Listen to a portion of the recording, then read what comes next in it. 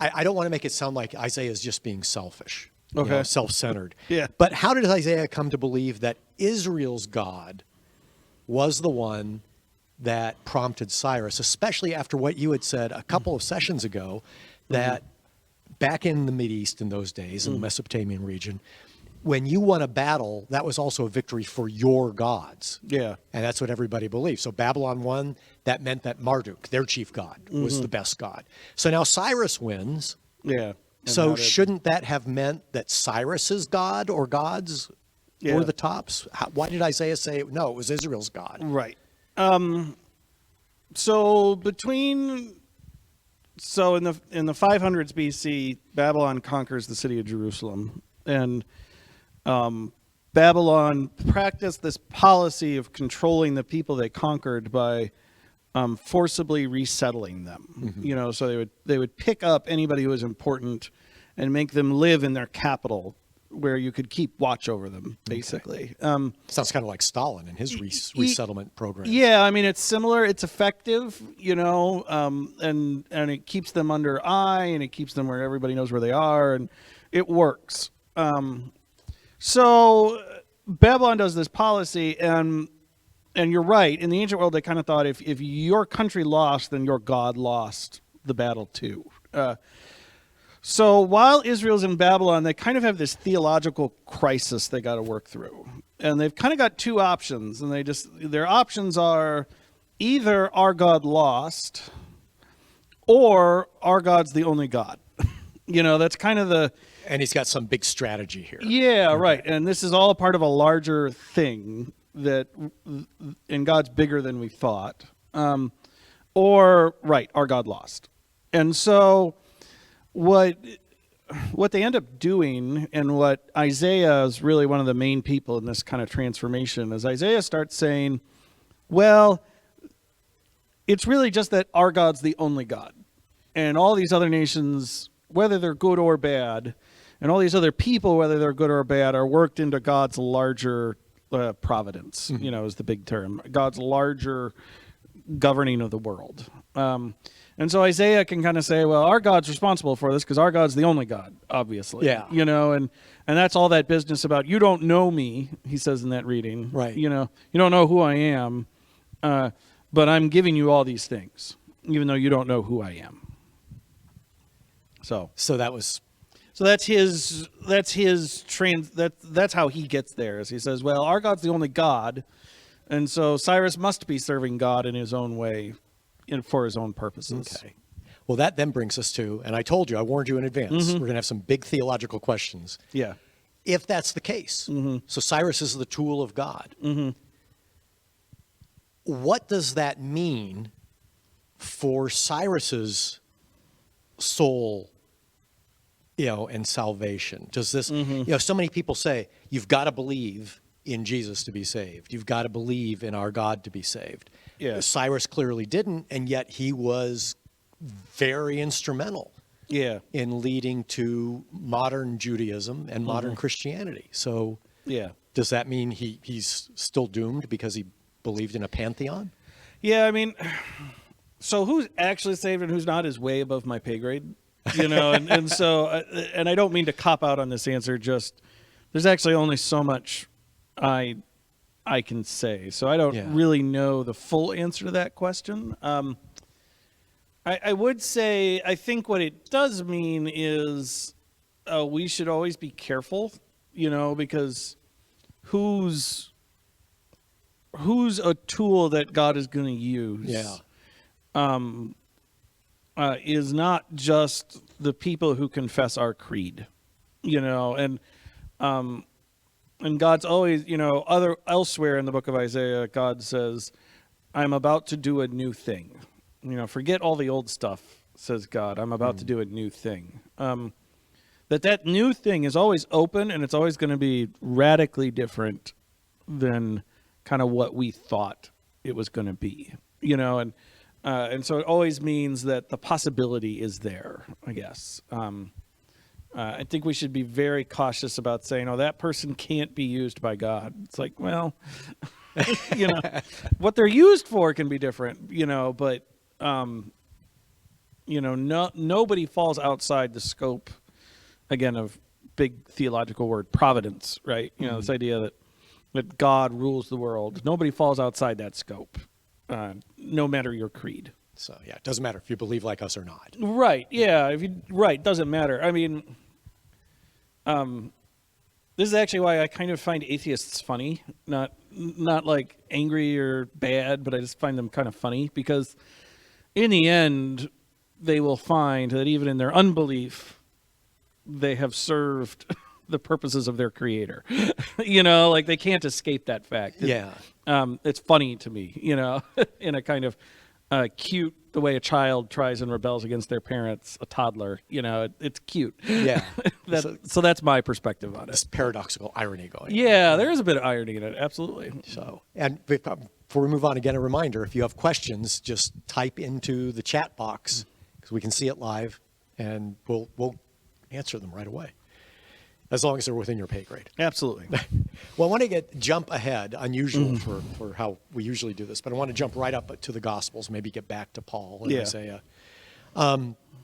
Because this is the Gospel where we get that famous phrase, give unto, it's phrased different ways, but give unto Caesar what is Caesar's. Give to the emperor what is the emperor's, and to God the things that are God's. Right.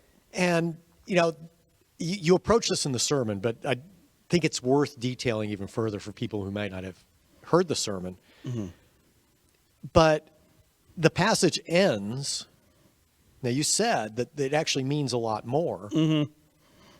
Did that mean more to the Pharisees? The Pharisees' disciples walk away amazed. Yeah. And to us, it's just like a pithy aphorism. Give unto Caesar what is Caesar's. Big deal. Right. Pay Why? your taxes. Yeah. So why were the Pharisees' disciples so amazed? They were almost, it gives the impression they were just agog at Jesus' brilliance with that line, but we take it for granted now. Yeah. So I talked a bit about the coin, and in my sermon I showed a picture.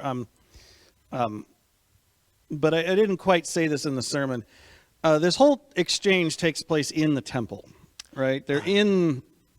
They are inside the temple, and actually, this coin itself violates the first commandment because it's got an image of a person on it, and it claims that person is God or the Son of God, right? So, I mean, actually, this coin is idolatrous, So part of what they're amazed at is Jesus has gotten them to, he's put them in a corner. They shouldn't actually have this in their pockets as they're wandering around the temple. And so when he says, show me the coin, he's just outed him. Like, you're trying to get me to say I'm a collaborator, by saying pay your taxes, but you're the people wandering around in the very holiest of holies with his coins in your pockets. Like, what do you think you're doing? Is the tenor of the conversation. That doesn't come through to us, but if you keep in mind they're in the temple, they're not supposed to have this at all. Because Jesus says, show me a coin, you can kind of guess that Jesus didn't have one on him, and so he can say, you're the ones with his coins in the pockets. You're the one who's got him in your wallet. Yeah. Like, and where your wallet is, that's where your heart truly lies, right? And so you're the one who's taken Caesar's blood money, you're the one carrying him around. If you're loyal to him, well, then give him what is his. But if you're loyal to God, give what is God's. We should almost put a but in there. Yeah, I was going to say, because we read it as an and. Yeah. Give unto Caesar what is Caesar's, right, and give unto God what is God's. But we should almost put a but in there. So it's an either or. Yeah, it's really or give unto God what is God's. But you can't do both. Yeah, I mean, right. Jesus says elsewhere in the gospel, right? You can't serve two masters. You've got Caesar over here making a claim about godhood, and you've got God making a claim about godhood, and you can't. God doesn't do ands. There's no God and. As soon as you stick and in there, no matter how good the and seems, it's a problem, right? And the and can be very good, God and country. I don't think country's bad, but as soon as it gets grouped into God and, then you've put it out of order, Yeah. So things like that, the whole So the whole exchange is a lot more radical than we hear it. Yeah. Yeah, we definitely don't hear it that way anymore. Yes. I mean, I'll talk about this in adult catechism, plug. But where we sit in terms of our social location actually changes the hearing of the gospel. How we hear what Jesus is saying changes based on who we are, and so if you think about it, everybody in this room is citizens of the most powerful, country the world has ever known. And I'm thankful for many of the blessings we get from that, but it means we don't really hear the radicalness sometimes. We jump to, oh, he's saying pay your taxes, which is true. The IRS will come after you if you don't pay your taxes. So pay your taxes. But Jesus is making a more radical claim on our lives than I think we sometimes hear. Mm-hmm. The early church was, they were proto-anarchists, and I don't mean kind of like some of the stuff we see in Portland, but they were anarchists in that they really did do true anarchism. They just ignored what authorities said, for the sake of following discipleship. They just, not that they went out and burned things down, but, they didn't, they were going to ignore Caesar and pretend like he wasn't a problem because he wasn't. And so it gets to the point where later in the Roman Empire, because Christians didn't like volunteering for the Roman army, Rome actually starts having manpower problems with their army because so there are so many Christians around, and this is where we get the roots of serfdom. Is the emperor actually has to pass a law that says you inherit your father's profession. And really the main reason we think he did that is because so many Christians were rejecting the army as a valid path. Now, and that brings up then, why were they rejecting service in the army? Was it not to serve authority? Was it the Christian anarchy, or was it the pacifism? Both. Okay. So there's an authority issue. You're serving the emperor, and the emperor claims godhood. It just, it doesn't work for them. Early Christians, in some parts of the church, you actually, if you were a soldier, you had to wait 3 years until you could be baptized after you were out of the army, because you had blood on your hands, was their thought. So they took pacifism much more seriously. Yeah, I mean, not all Christians were pacifists. We do find Christian baptized soldiers in the army. So this isn't everywhere, but a vast number of Christians were hardcore pacifists in the early church. And so it's just again, they're proto-anarchists. They're actually running around disrupting the empire by ignoring it. So it's an early form of civil disobedience going on. Yeah, honestly, it truly is, right. And so, another way to put all of what we've said is, when Jesus says, give to the things that are God's, you have to ask yourself, what's not God's? What doesn't belong to God that belongs to Caesar? The kind of subtle implication there should be nothing, unless you're the Pharisees who have his coins running around in your pockets. So that's a simpler way to put it all. Okay. Like I told you, probably we'll be getting to these deep theological things. Well, given that, given all that background of how serious this phrase actually is, why do we Americans, middle-class Americans, why do we find that phrase so appealing then? Well, because you can hear it as a kind of American separation of church and state. If you just on the surface, without any of the context that we just had, it sounds like separation of church and state, which is good. I want to be clear about that. It's good that we separate church and state. It's good we have the First Amendment. All those things are great.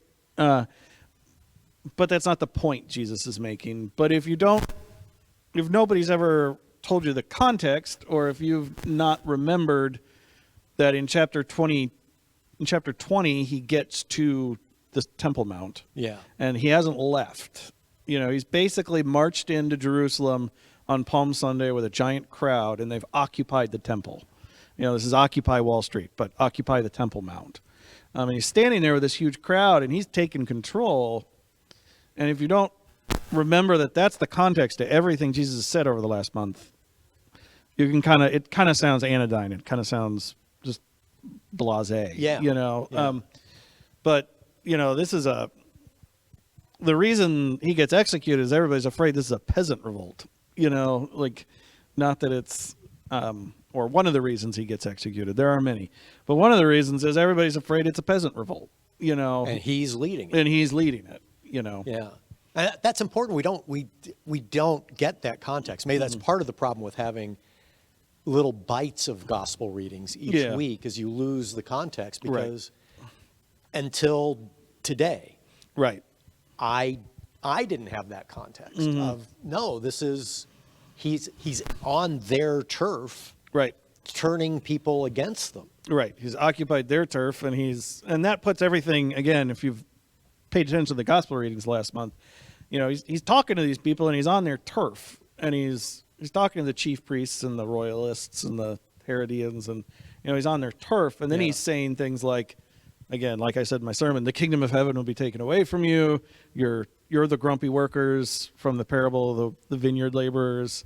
You're the wedding guests who rejected the invitation. Suddenly the whole exchange of the last month is actually kind of hostile, but again, there's context that we need to remember. Yeah. Deep context. Yeah. Well, and this is another aspect, and here's a theological winger for you. When I hear this, when I hear you talk about Jesus being so radical, it doesn't sound to me like he was actually trying to establish a new religion, but he was trying to get Judaism back to its roots. He was trying to get Judaism back to paying attention to God and the commandments and the core. Right.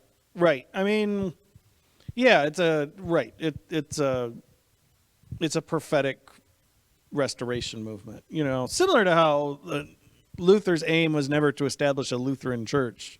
It was to reform Catholicism. I mean, and even to this day, Lutherans would maintain we are Catholic.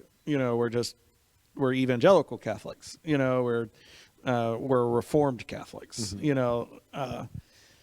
It's a similar thing that way. That we would maintain that we're not really trying to create something new. We're trying to get back to basics. Well, with the getting back to basics, I'm going to get way back to basics. Okay. And you had mentioned this, that the Herodians? Yeah, Herodians. Herodians were tagging along with the Pharisees here. Who are they? That's a new one to me. It is a new one. It's a little hard to tell. It's not a popular group. like we have the records of the Pharisees, and we have the records of the Sadducees, and we have the records of a group we call the Essenes, which are kind of, think of them like John the Baptist. But we don't really have a lot of records for the Herodians. Basically, they're royal. I would call them royalists. They're Herod is king, and these are people centered on the king.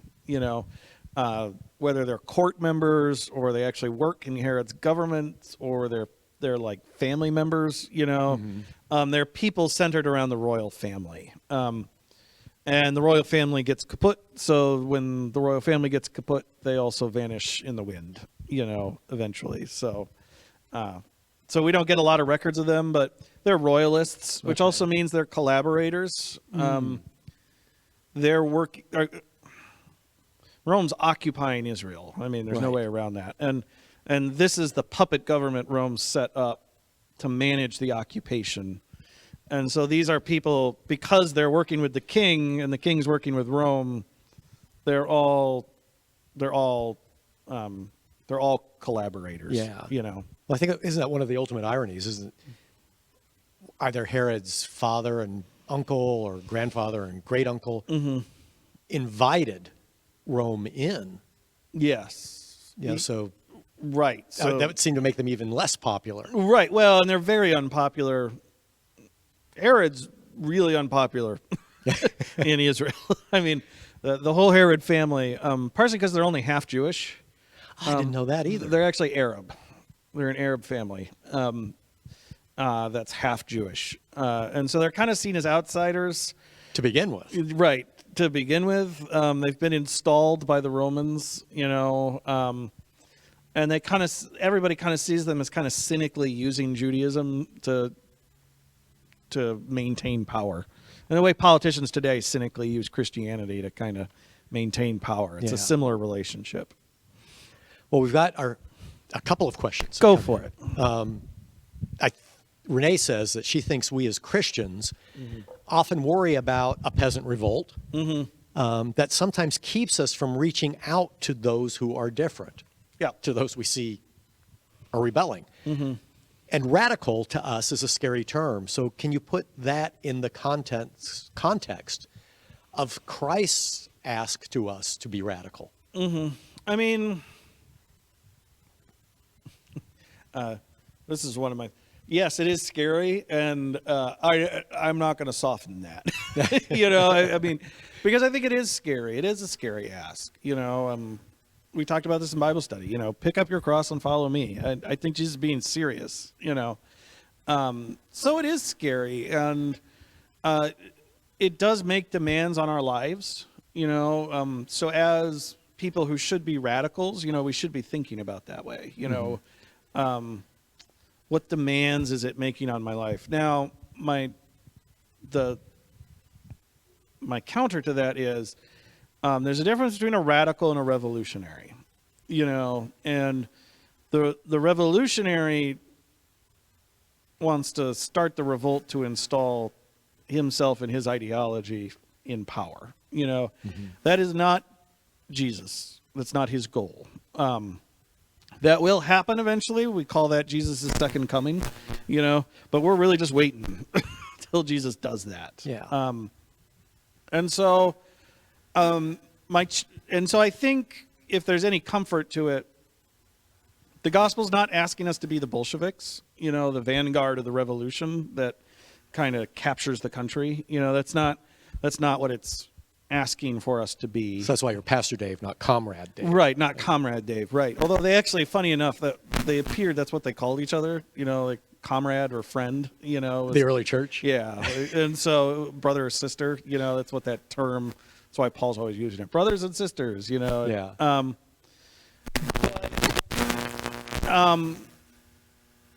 It's different. It's a different call than being a revolutionary. It's to be a true radical. Again, proto-anarchist is almost the way to think about it. And yeah, it is. It's a little scary. I'll admit it. And we're going to be bad at it often. Our salvation does not depend on this, right? This is also something to remember. For revolutionaries, often your salvation depends on how revolutionary you are.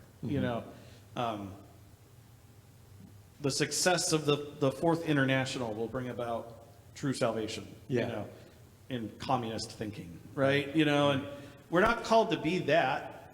That's not how we think about it. So I don't need to have my IWW card. Yeah, well, or your salvation is not measured in your radicalness. Yeah. Your salvation is accomplished through Jesus Christ.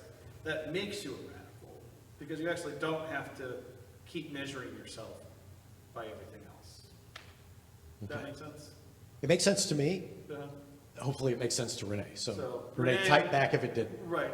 Short answer, I'm sorry. It is a little scary. And kind of embracing the scariness will that be fun. Okay, well, Donna, she was thinking about she says, what is God? And how do we consider help to our families, other charities, etc.? Do those things belong? Do those things belong to God as well? She's flat out admits she feels guilty at times. So, do our families, other charities, those things belong to God, and should we be doing more for them? Um, yeah, I mean, it's a self-giving call in Christianity, right? I mean, it's actually the goal. Again, talk about this is what the cross is about. It's about self-giving. And so I think actually when we're talking about true generosity, generosity isn't measured in a percentage. It's not measured, yes, tithing is good. But actually it's not about the 10% or the 20% or the 90% or whatever you give. It's about sacrificial giving. That's the goal for all of us. And so sacrificial self-giving. And so I know people who give tons of money, absolutely boatloads of money. But money isn't sacrificial giving to them. That's not self-giving to them, actually. Often enough time would be actual self-giving to them. Because it's more valuable. Yeah, that's actually what they don't have a lot of. Right. Jesus wants you to give a lot of what you do, what's valuable to you. And so often actually we are rich in things, yet poor in time. Yeah. Right. And so giving lots of money, it's great. Please, we're running the stewardship campaign. Give money. But I think what we're aiming for and what Jesus is calling us in this text to is sacrificial giving. Yeah. Whatever that is for us. And I want to swap real quick. We just got a note that your mic isn't working. My mic's not working. Okay. So we'll swap back and forth. Okay, so Jesus is calling to sacrificial giving, is what I said. So, and often enough, I don't know how much you got, but often enough, actual money, we can give a lot of money because we have it, but what Jesus calls us to is sacrificial giving. And so I know a lot of people who give goo-gubs of money, but they have lots of money. That's not a sacrifice, but it's actually time that would be sacrificial for them. So with all of this, I would say, so first, don't feel guilty. That's not what we're aiming to do here. I relieve you of all your guilt. God loves you. I have that power to announce to you. So I announce to you that God loves you. Do not feel guilty. No matter how much sacrificial giving you give, it will not save you because Jesus Christ has already saved you. Part one. After that comes our call as disciples is sacrificial giving. So when he says give to God the things that are God, what God means is, what's wrapped up in all that is give to God the things that are truly valuable to you, This is our awkward moment. Yeah, Yeah, and just a real quick apology to Charlie for going down this route, because I'm sure as soon as you said the money isn't what's important, he started cringing. Charlie started crying. Yeah, Charlie's a major component of the stewardship campaign. So, but I do want to address that from my past life. I would often get chastised by compatriots in the nonprofit sector I worked in because I would go absolutely ape. For example, when we had our fund drives, there would be inevitably every fund drive 1, 2, 3 homeless people who would come up and just dump a handful of change. And I would go absolutely gaga over that. I was ecstatic. And, they asked me why. Why wouldn't you be that way if, like, Les Wexner gave $1 million? And I said for exactly the same reason, because Les has hundreds of millions of dollars. So to give $1 million to a nonprofit really doesn't mean anything to him. He's got the money to give. A homeless person giving the change that they have in their pocket, this is their entire life. And they are giving that to us. So that has so much more meaning. That is telling you how important our nonprofit is to them.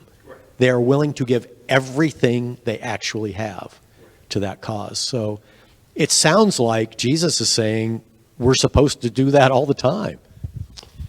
Yeah, I mean, yes, that's what it is. We always go gaga every time Jeff Bezos gives $15 million toward school initiatives or something like that. And I'm glad he does that. I really am. But the man is worth more than any other person ever in human history. Yeah. You know, it's actually not hard for him to do that. And so I expect him to do that. You know, like we should count on him doing that, at least that much. The real sacrificial giving, a modern day example for us in the suburbs, you know, the real sacrificial giving for a lot of families is choosing church over, you know, the sports league. You know, that's saying, no, I'm going to put a pause on all the activities for the sake of worship. You know, that as much as anything is the sacrificial giving Jesus calls us to. Yeah, while you were saying, Charlie clarified he is very fully on board with sacrificial giving, whether it's money, time, or talent. So that's a good thing. And he comments that generosity is about giving of what you have to meet the needs of others in the love of Jesus. And Donna thanks you, Pastor. She feels lighter in her heart and hopes to be feeling comfortable to be back in person soon. So me too, Donna. I'm looking forward to hugs again. I think we have time for maybe one more. And let's hop all the way back to Isaiah. Okay. And yeah, I'll be up front with you. I'm one of those people that feels like, even though Paul proselytized to the Gentiles, I feel that Christianity really is Judaism in so many ways. You know, it's part of the birthright. And so that's why I sometimes go back and really focus on these questions, because I want to see, how did we change? And in here, Cyrus, in Isaiah today, Cyrus is declared the Messiah in this passage. Today, we have the impression that only Jesus carries that mantle. So how did we get that impression? And how many Messiahs are in the Bible? And maybe that starts with explaining what Messiah actually means. So Messiah literally means anointed. And it means you're God's chosen person. And so the word anointed, Messiah, is actually used for a lot of people in the Old Testament. It's used for kings. It's usually one of their titles, you know, so David's anointed, you know, all the kings after him are anointed, you know. It's used for Cyrus here, you know, and the anointed usually does something for God's people, you know, and so, again, in this case, Cyrus sends them home, right? You know, and if you think about it, this is what God's salvation work is. You know, it's freeing you from whatever Babylon is in your life and sending you home to God. You know, that this is good. This is the work of God. And so there's actually technically a lot of them. And then, again, getting back to this idea that after they come home from Cyrus and all this, they're kind of sitting there and they're expecting another one. They're expecting the Messiah, you know, the one who will, because Israel goes through a kind of revolving door of conquerors after Cyrus. There's Persia, and then there's Alexander the Great, and then there's Egypt, and then there's Syria, and then there's finally Rome. And for a brief moment in there, they're independent, you know, and they kind of hope to get back to that. And get back to that righteous person who will make the kingdom righteous again. So they're kind of hoping for this final Messiah, right? A Messiah again is the hope. And then from there, what we say about Jesus is the one who accomplishes all that in reality. You know, I'll end on this. C.S. Lewis has a great line where C.S. Lewis is actually an atheist for much of his life. And part of the reason he was an atheist was he couldn't stand the thought that he loved Greek mythology and that all these myths that he'd grown up loving were fake, were wrong. And he became a Christian when Tolkien, he of Lord of the Rings, actually looked at Lewis and said, it's not that they're wrong, it's that in Jesus, the myth is made true. You know, the myth is made reality. It's a similar thing for all the other messiahs and people that get called anointed or messiah in Scripture in the Old Testament. It's not that they weren't, it's that in Jesus we get the fullest expression of what that is. So David's love for God, we see that in Jesus. And Cyrus is bringing people home and free from Babylon. We see that in Jesus. And, and all of what it means to be God's anointed is present in the fullness of Jesus Christ. Well, I think that's a good note to end on. Lou just wanted to add that the way he's seeing it is that you give joyfully and it returns tenfold. Not, and this is a critical point, not necessarily in material ways. Absolutely. Right. So, but in our relationship with God. Right. So, I would agree. Amen. Yes. And Donna, by the way, says amen. She can't wait till we can return to hugs and in-person peace. So that wraps it up for today. Thank you, everybody, for joining us today. And don't forget, we do this every week. You can ask your questions live, or you can get them to us ahead of time. And Charlie corrected me, even though it says, I saw Lou on my thing, but it's actually Louise. So sorry, Louise, of all people. Of course I would mess that up. But thanks, everybody, and we'll see you next week.